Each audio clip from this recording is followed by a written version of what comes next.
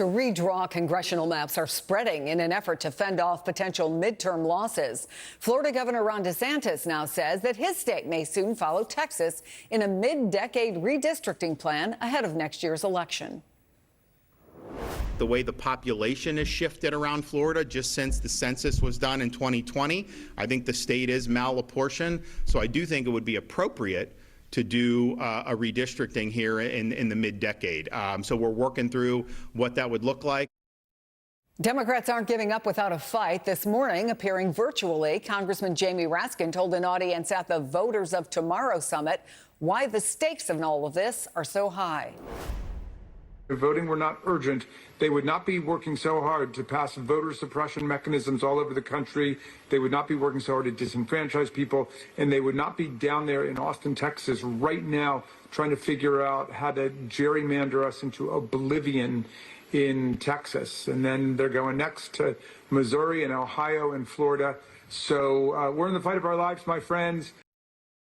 Joining me now is Jim Messina. He served in the Obama White House as Deputy Chief of Staff for Operations and was campaign manager for the 2012 re-election. With me here in studio, Julie Roginski, a Democratic strategist and author of the Salty Politics newsletter on Substack. I am struck, Jim, by "We are in the fight of our lives, my friend," says Jamie Raskin. Is it that big a deal? It really is, Chris. I mean, what the Republicans are trying to do here is, if you can't win the normal way, they're trying to cheat. And, you know, the crazy thing about what they're doing in Florida is, Chris, they've already done this. They've already gone and redistricted once. They picked up 4 seats. It was only done over the objections of the entire state, held up by partisan judges and Ron DeSantis. And now they're saying, look, we're likely to lose the House in 2026 if we don't do this. And so we've got to do it. You know, this is actually trying to steal the House of Representatives by changing the maps in big states like Texas and like Florida. And the outcome really hinges on, do we want a democracy that's actually functional? Understanding that it is not usual that you redistrict every however many years you feel like. It is a once every 10-year census-based process. But if Republicans are, as Jim says, cheating, are Democrats responding by cheating? Well, I think Democrats should respond in kind, which means that places where you can't have partisan apportionment, which is places like California and New York, New Jersey, I can name other states, they need to change their constitutions, and they have the numbers to be able to do that. I mean, you have states right now, the 3 states that I mentioned, where the legislature is fully controlled by Democrats. They can put constitutional ballots on the constitutional question on the ballot to be able to do that, and they'll probably succeed. So if Republicans in Texas want to go down this road, the largest state in the union, California, has room to play. So does New York, so does New Jersey, so do others. And so if Republicans really want to start this kind of tactic, and they want to continue to do something rather than appealing to the voters in order to get the voters to vote for them, they want to just cheat their way into this. Well, you know what? I'm kind of tired of the Democrats sitting there and saying, oh, this is just not normal. These are not norms. We're not going to engage in this kind of behavior. Fight fire with fire. Go and do the same thing. So, Jim, Barack Obama, somebody you know, is going to headline a fundraiser for a Democratic redistricting group fighting these Republican efforts in Texas and Ohio. And the Washington Post details how the DNC has been lagging behind Republicans' fundraising efforts and the frustration that donors are feeling. I wonder if you think that this lack of being able to keep up on the Republican side is simply voters shaking their head and saying, I gave you all that money the last time and look where that got us? Is it that they're not seeing candidates who excite them? What's happening here? Well, Chris, a couple things. One, on President Obama, he feels very strongly, and has for a decade, on redistricting and the importance to make sure there are fair maps. He's been really involved with Eric Holder's organization, and he'll continue to do that because it's something that really animates him.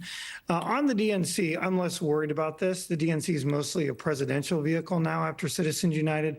What really matters in a midterm election is the House and Senate committees, the DSCC and the DCCC. They're both really well funded. They're both outraising the Republicans. That's where the money should go in a non-presidential year. So I'm not as worried about the DNC's poor fundraising.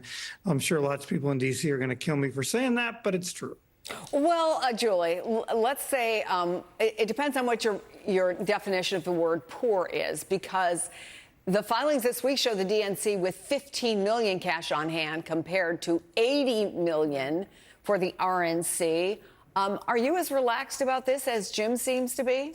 I'm relaxed about the fundraising because Jim is right. After Citizens United, what matters is the ability to raise money into all sorts of vehicles, and the DNC just happens to be one of them.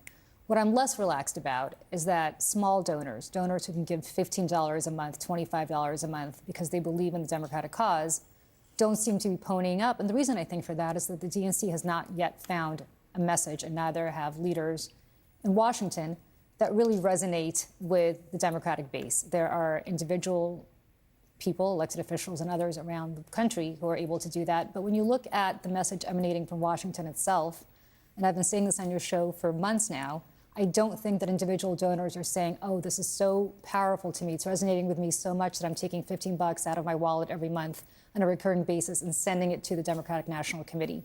And I'm sure, much like Jim, I will be getting a lot of phone calls from my friends down in Washington. But the reality is they need to wake up and they need to understand that they need to engender that kind of passion in voters to be able to give them the money that they need to operate. Otherwise, what are we doing here?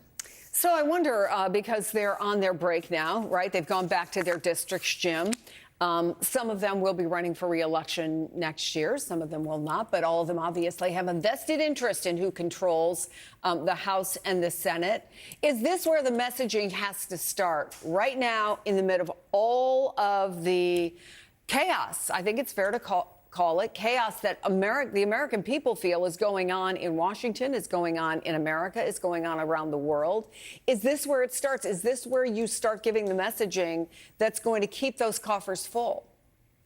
Absolutely, Chris. I think Julie and I both think the same thing, which is the Democrats need a proactive message that excites people, both the base and swing voters, about where they will take this country. It's not just enough to be anti-Donald Trump. We've been doing that for 10 years. It's super fun, and you can raise a bunch of money doing it.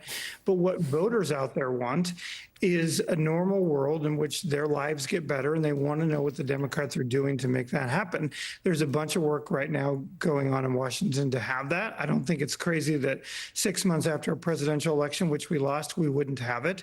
But we need to get it pretty soon. And I think a whole bunch of people are going to go out in their districts over August and do what they should do, which is shut up and listen and hear what people want to hear from them. Jim Messina, Julie Roginski, it's so good of you to come talk to us on a Friday. Have a great weekend. Thanks. Coming up, the